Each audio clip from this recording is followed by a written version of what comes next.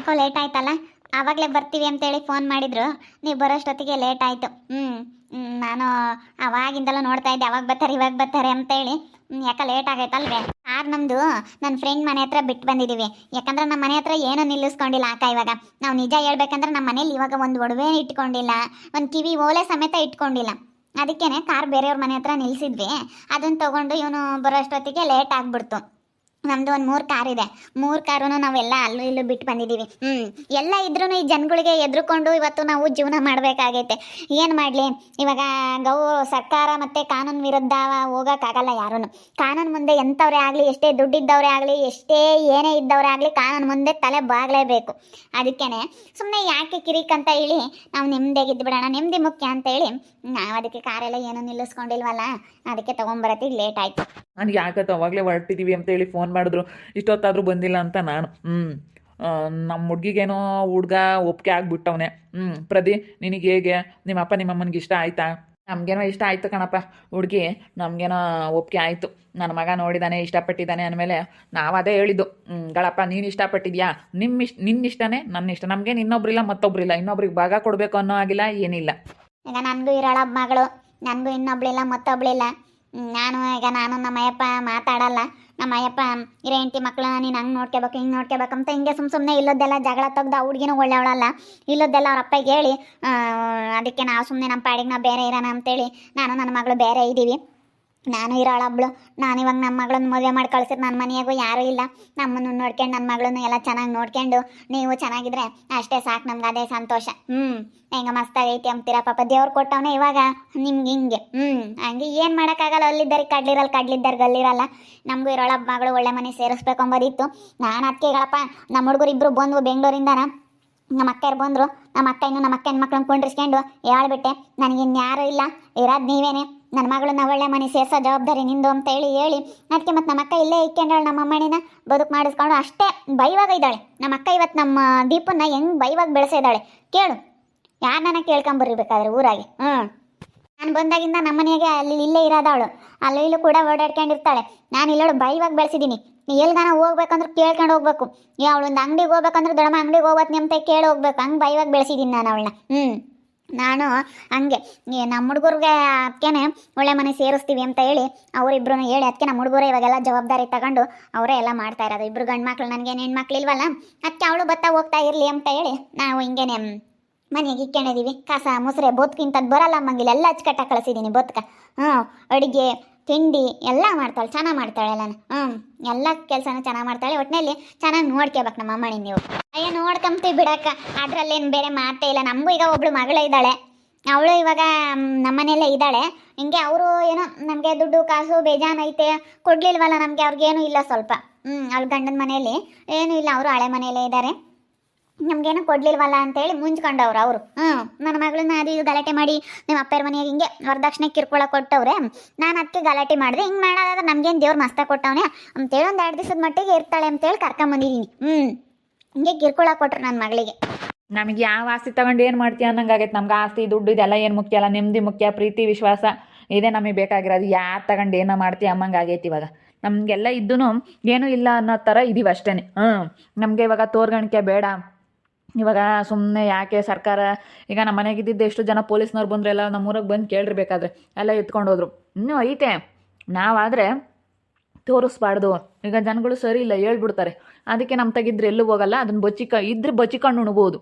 ಒಬ್ರಿಗೆ ತೋರ್ಸೋದ್ರಿಂದ ಏನು ಬರೋಂಗಿಲ್ಲ ಅಂತೇಳಿ ನಮ್ಮಮ್ಮ ಅದಕ್ಕೆ ಎಲ್ಲ ಬಚ್ಚಿಕೆ ಐತೆ. ಅವ್ರೇನು ಒಪ್ಕೊಂಡವ್ರೆ ಕಣಮ್ಮ ದೀಪು, ನಿನಗೂ ಒಪ್ಪಿಗೆ ಐತೆ ತಾನೇ?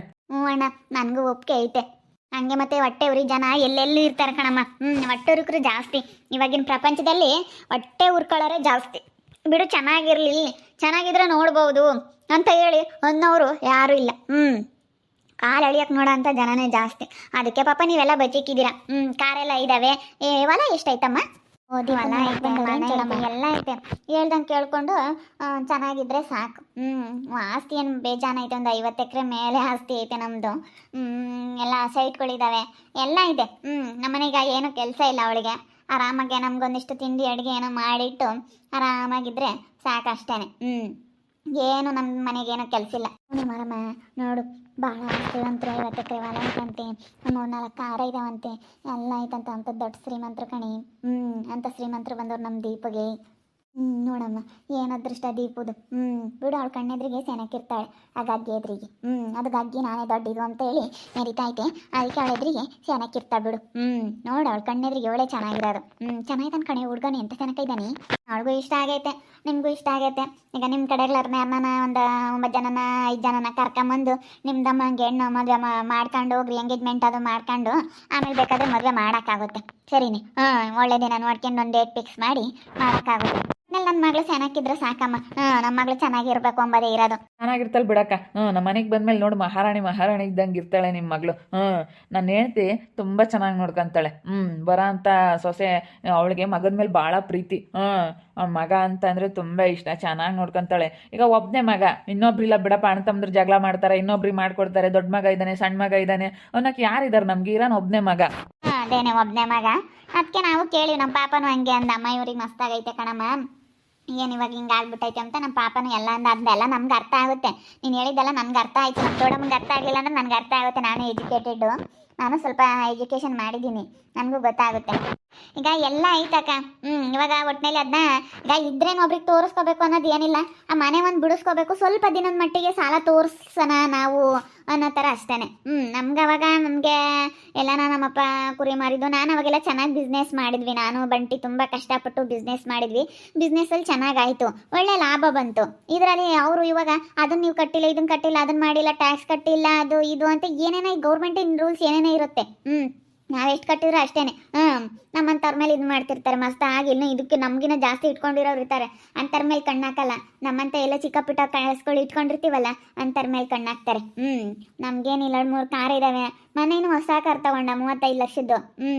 ಅವನು ಅದ್ಯಾವುದೋ ಹೊಸದು ಬಿಟ್ಟಿದ್ದಾರೆ ಅಂತೇಳಿ ಅದನ್ನು ತೊಗೊಂಡ. ಅವೆಲ್ಲನ ಹಿಂಗೆ ನಾವು ಬೇರೆಯವ್ರ ಮನೆ ಹತ್ರ ಬಿಟ್ಟಿದ್ವಿ. ಏನು ಮಾಡ್ತೀಯ? ಆ ಥರ ಆಗ್ಬಿಟ್ಟೆ ಸ್ವಲ್ಪ ದಿನ. ಇವಾಗಿನ ಮೊನ್ನೆ ಇನ್ನೂ ಬಂದು ಗೌರ್ಮೆಂಟ್ನವರು ನಮ್ಮ ಮನೆ ಎಲ್ಲ ರೈಡ್ ಮಾಡಿದ್ದಾರೆ ಎಲ್ಲ. ಅದಕ್ಕೋಸ್ಕರ 1-2 ದಿವಸ ಸುಮ್ಕಿರೋಣ ಅಂತೇಳಿ ಈ ರೀತಿ ಮಾಡಿದ್ದೀವಿ. ನಮಗೇನೋ ತುಂಬ ಇಷ್ಟ ಆಯಿತು. ಸರಿ ಆಯಿತು, ನಾವು ಒಂದು ದಿವಸ ಒಂದು ನೋಡೋಣ. ಇಲ್ಲ ಅಂತಂದರೆ ನಾವೇ ಬರ್ತೀವಿ, ನನ್ನ ಮಗಳನ್ನ ಕರ್ಕೊಂಡು, ನನ್ನ ಮಗಳು ಅಳಿಯ ಎಲ್ಲರನ್ನೂ ಕರ್ಕೊಂಡು ನಾವೇ ಬರ್ತೀವಿ. ಬಂದು ಒಂದು ದಿನ ನಮ್ಮದು ಅಣ್ಣಂಗೆ ಮಾಡ್ಕೊಂಡು ಹೋಗ್ತೀವಿ. ಎಂಗೇಜ್ಮೆಂಟ್ ಕುಂಡ್ರಿಸ್ಬಿಟ್ಟು ಇಬ್ರಿಗೂ ವಾರ ಹಾಕಿ ಎಂಗೇಜ್ಮೆಂಟ್ ಮಾಡ್ಕೊಂಡು ಹೋಗೋ ಥರ ಮಾಡ್ಕೊಂಡು ಹೋಗ್ತೀವಿ. ಆಮೇಲೆ ಬೇಕಾದರೆ ಒಳ್ಳೆ ದಿನ ನೋಡ್ಕೊಂಡು ಫಿಕ್ಸ್ ಮಾಡೋಕ್ಕಾಗುತ್ತೆ. ಮಾಡ್ಕೊತೀವಿ. ಇವಾಗ ನಾವು ಅಮೌಂಟ್ ಅಷ್ಟೇ, ನಾವು ₹1 ಮನೇಲಿ ಇಟ್ಕೊಂಡಿಲ್ಲ. ಎಲ್ಲನ ಈಗ ನೀವು ಮಾಡ್ಕೊಳ್ಳಿ, ಖರ್ಚಿಗೆ ಮಾಡಿರಿ, ಬೇಕಾದ್ರೆ ನಾವು ಆಮೇಲೆ ಕೊಡ್ತೀವಿ. ಇವಾಗ ಈ ರೀತಿ ಆಗಿರೋದು ನಮ್ದು ಇರೋ ಪರಿಸ್ಥಿತಿ ಹೇಳ್ತೀವಿ. ಆಮೇಲೆ ನಾನು ಒಡವೆ ಮಾಡ್ಸಾಕ್ತೀನಿ ಅವಳಿಗೆ.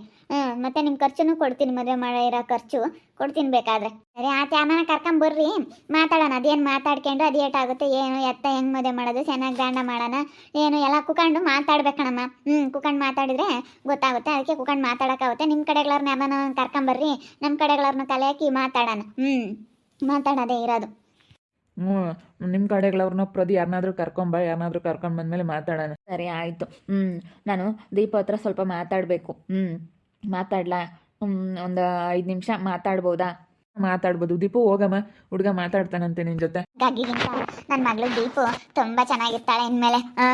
ಅಲ್ಲ, ಎಂಥ ಒಳ್ಳೆ ಗಂಡು ಬಂದೈತೆ, ಒಳ್ಳೆ ಶ್ರೀಮಂತರು ಗಂಡು ಬಂದೈತೆ. ನನ್ನ ಮಗಳಿಗೆ ನಿಜವಾಗ್ಲೂ ತುಂಬ ಖುಷಿ ಆಗ್ತೈತೆ. ನೋಡ್ತಾ ಇರಿ, ನಾನು ಆಗ್ಬೋದಂತ ಮುಂದಿನ ಭಾಗದಲ್ಲಿ ನೋಡ್ತಾ ಇರ್ರಿ. ಹಾಗೆ ವಿಡಿಯೋ ಬಗ್ಗೆ ನಿಮ್ಮ ಅಭಿಪ್ರಾಯನ ಕಮೆಂಟ್ ಮಾಡಿರಿ. ಹಾಗೆ ವಿಡಿಯೋ ಇಷ್ಟ ಆಗಿದ್ರೆ ಲೈಕ್ ಮಾಡಿ, ಶೇರ್ ಮಾಡಿ. ಇನ್ನೂ ನಮ್ಮ ಚಾನಲ್ ಯಾರೇ ಸಬ್ಸ್ಕ್ರೈಬ್ ಮಾಡ್ಕೊಂಡಿಲ್ಲ, ತಪ್ಪದೆ ಸಬ್ಸ್ಕ್ರೈಬ್ ಮಾಡ್ಕೊಳ್ಳಿ. ಓಕೆ ವೀಕ್ಷಕರೇ, ಧನ್ಯವಾದಗಳು.